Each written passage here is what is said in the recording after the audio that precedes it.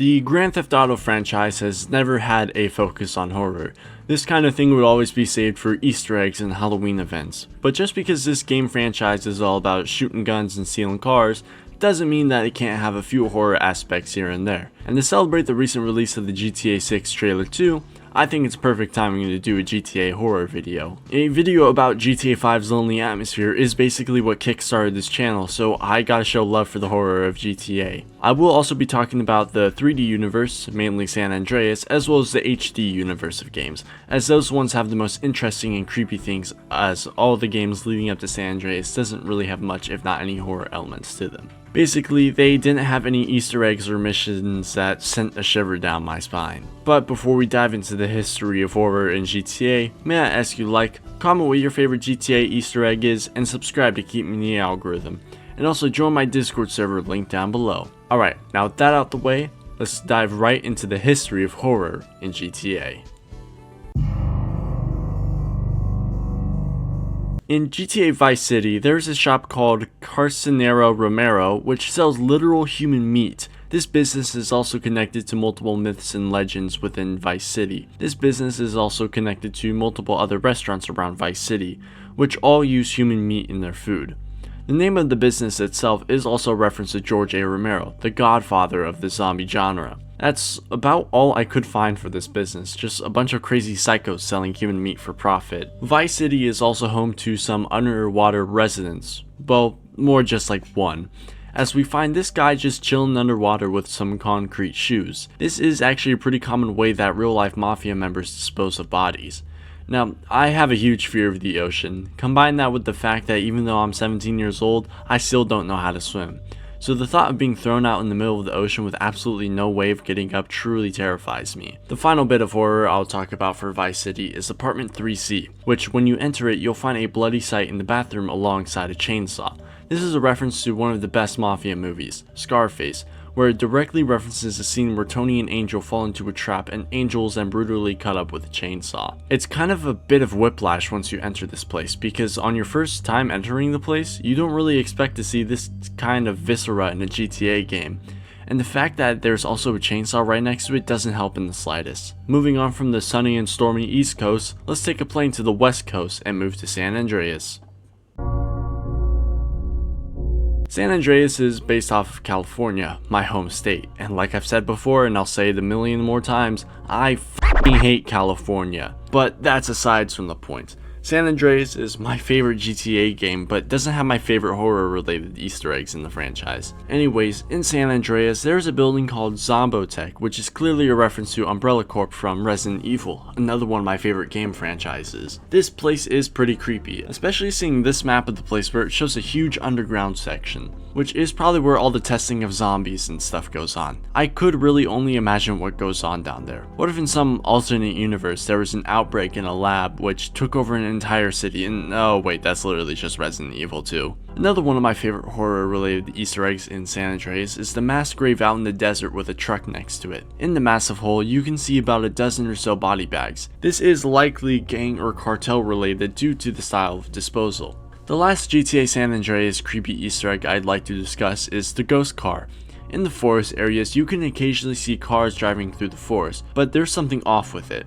There's no driver, so this means that the car is driving by itself, but this isn't really the reason for this. These cars spawn on the side of hills, which causes them to start rolling down the hill. I can imagine some kid in the 2000s staying up way past his bedtime playing GTA San Andreas and exploring the forest, then seeing a car moving, and being a kid they ended up checking it out. But they ended up finding out that no one was driving it. The forest in San Andreas is also pretty creepy by itself because of the fog and the graphics. I don't know if it's just the whole liminal space thing that's fried my brain, but I really do find old graphics really creepy. It might also just be how blocky and uncanny all of it looks like. Now, I've been kinda craving to go to New York, so let's take a plane to another universe to GTA 4's Liberty City.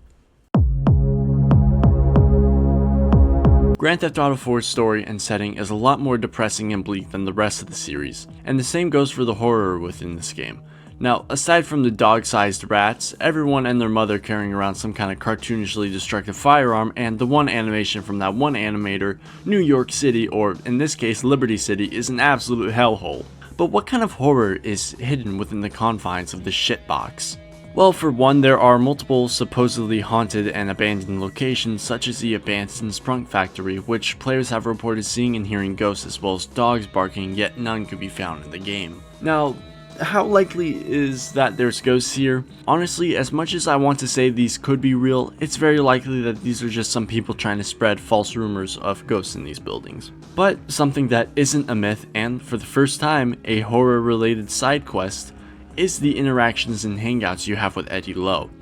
Now, the story of Eddie Lowe and all of its hidden background stuff honestly deserves a video of its own. If you guys do want to see me make a full video about Eddie Lowe, let me know down in the comments. But to sum it up, Nico Bellic meets a pretty weird guy named Eddie Lowe, and Nico notices that this guy may or may not be an actual serial killer. But one night when he meets up with Eddie, Eddie tries to kill Nico Bellic, but since he's the GOAT, Nico kills Eddie. Honestly, I really would love to dive deeper into the mystery of Eddie Lowe, but this video is already way behind schedule, so I'll save it for a future video.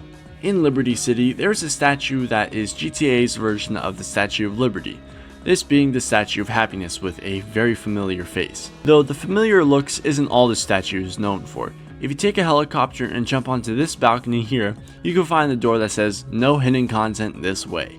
That sign can't stop me, because I can't read. Going through the door, you'll be met with a ladder that takes you up to a massive beating heart that's chained up. I remember when I was a kid, I went into this place and found this heart, and I remember being creeped the hell out by it. Now, if only I had a really long running series about stuff that scared me as a child. Oh wait, what's that? I've already made this joke before. Oh wait, this one too? Nah. Anyways, this massive beating heart implies that this statue is alive. It sort of reminds me of that one episode of Rick and Morty where it's shown that the Statue of Liberty was actually a giant robot meant to destroy America. I also have the theory that this is actually the heart of Liberty City itself. The city isn't run off electricity, it's run by this heart. It's a dumb theory anyways. I think GTA 4 has some of the best horror elements in it. It's also my second favorite GTA game and has my most favorite horror related Easter eggs and stuff in it, especially Eddie Lowe and the Heart of Liberty. But let's move away from Liberty City and go back to San Andreas.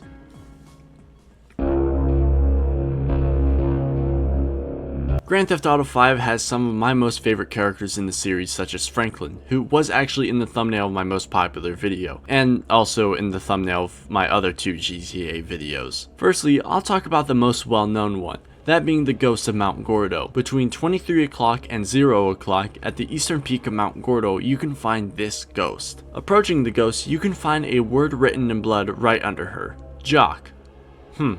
I wonder who that is.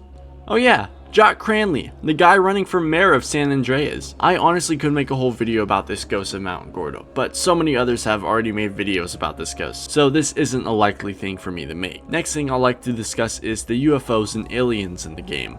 And like the ghost of Mount Gordo, I could make a whole hour-long video about these guys. But I don't want to copy and paste what hundreds have already said about this. In the first mission, Bury the Hatchet, during the getaway sequence under this bridge, you can find an alien under the ice.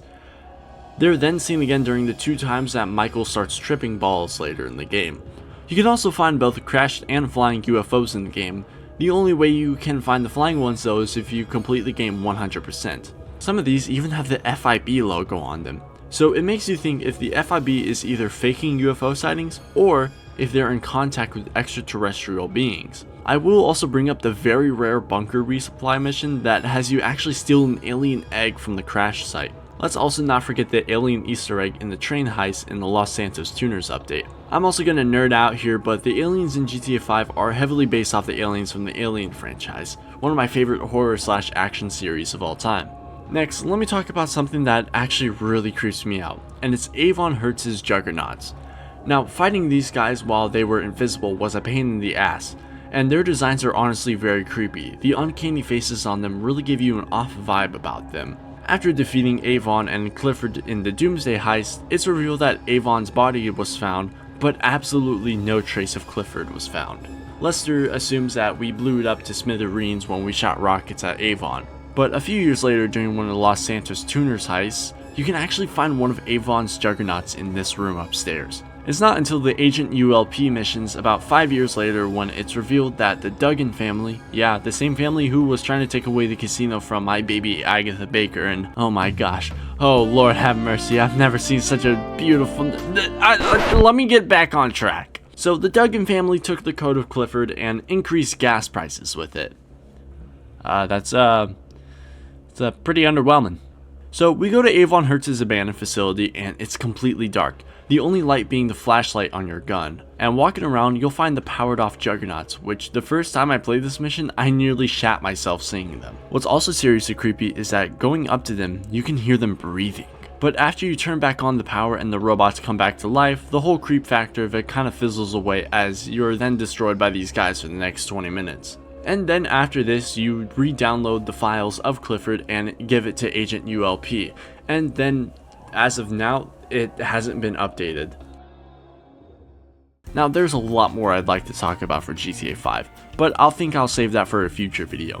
This is also the end of the video, so if you made it this far, why not consider liking, commenting any horror related GTA fact or myth in the comments, and subscribe to keep me in the algorithm. And finally, I hope you have a great day or night, wherever you are. Bye.